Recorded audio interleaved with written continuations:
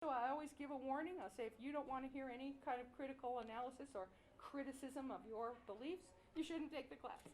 So I guess I'll give that warning now. If you want to run for the door now, if you don't want to hear anything terrible or challenging or possibly critical of religion. I'm Dr. Sharon Coggan. I'm the Director of the Religious Studies program at CU. I give a presentation here highlighting some theorists who will tend to see religion more positively, such as Rudolf Otto, Mircea Eliade, and C.G. Jung. And then I highlighted a couple of classical theorists who tend to see religion negatively, especially Karl Marx and Sigmund Freud. I find it helpful to separate, as some theorists do, separate religion from spirituality.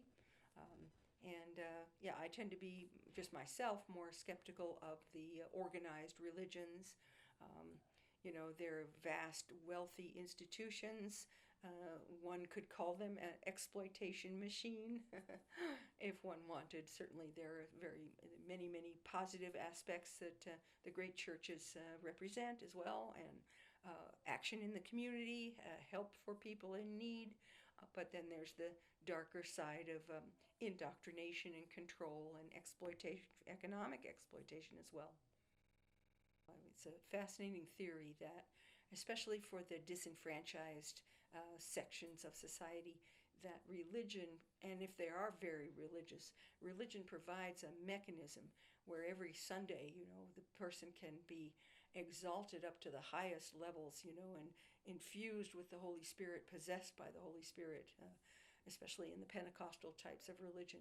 So you can be just, elevated to the absolute heights and filled with the energy of God on a weekly basis. Then you go back to your menial job on Monday, And so religion, even the mystical aspect of it, can function to perpetuate conditions of injustice and inequality and exploitation.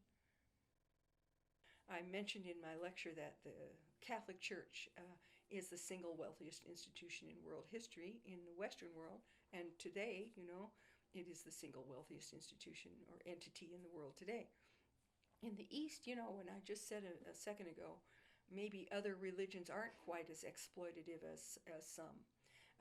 Buddhism, for instance, focuses in on the experience of suffering, and the whole Buddhist religion is about how to end suffering for all beings. Certainly sounds like a very wonderful and positive program. Certainly, I completely endorse that.